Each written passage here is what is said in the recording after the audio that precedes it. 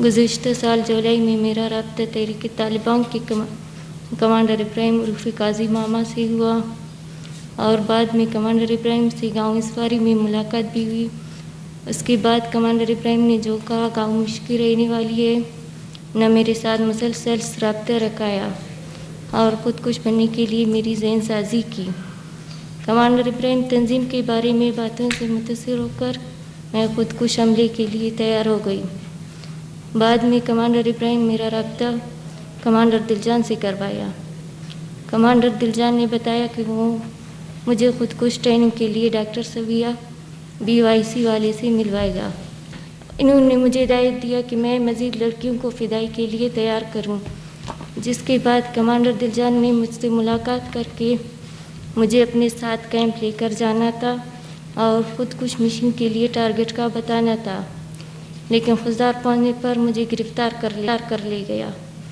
Commander ابراہیم میری ذہن سازی کر کے مجھے غلط استعمال کرنے کی کوشش کی۔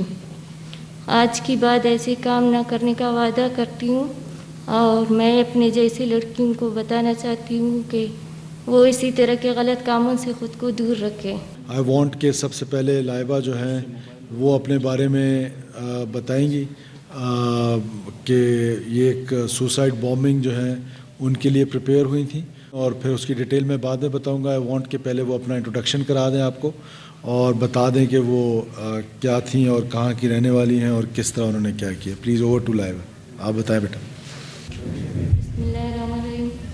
میرا نام لائبہ ہے۔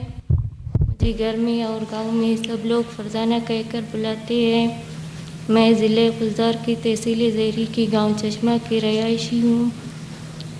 گزشتہ سال جولائی میں میرا رابطہ تحریک طالبان کے کمانڈر ابراہیم عرف قاضی ماما سے ہوا اور بعد میں کمانڈر ابراہیم سے گاؤں اسواری میں ملاقات بھی ہوئی۔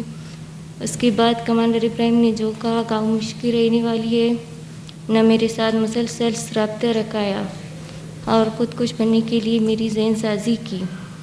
کمانڈر ابراہیم تنظیم کے بارے میں باتوں سے متاثر ہو کر میں خود کش حملے کے لیے تیار ہو گئی۔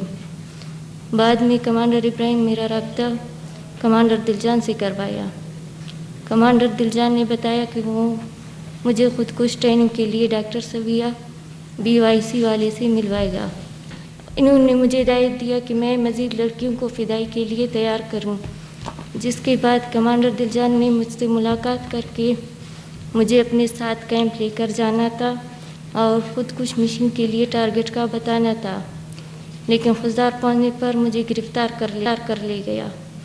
کمانڈر ابراہیم میری ذہن سازی کر کے مجھے غلط استعمال کرنے کی کوشش کی۔ آج کی بعد ایسے کام نہ کرنے کا وعدہ کرتی ہوں اور میں اپنے جیسے لڑکیوں کو بتانا چاہتی ہوں کہ وہ اسی طرح کے غلط کاموں سے خود کو دور رکھیں۔ آپ تمام خواتین و حضرات کا شکریہ۔ آپ نے خود سنا کہ لائبہ نے اپنی جو کہانی ہے وہ آپ کو بتائی ہے۔ میرا سب سے پہلے تو سیکورٹی ایجنسیز کو، کیونکہ آپ کو پتہ ہے کہ جب گرے میں آپریٹ کر رہے ہوتے ہیں اور جس طرح کے ٹولز ہم نے ان کو دیے ہوئے ہیں وہ بہت آڈ ٹولز ہیں، دیٹ یہ پیورلی ایک ہیومن انٹیلیجنس بیسڈ آپریشن تھا۔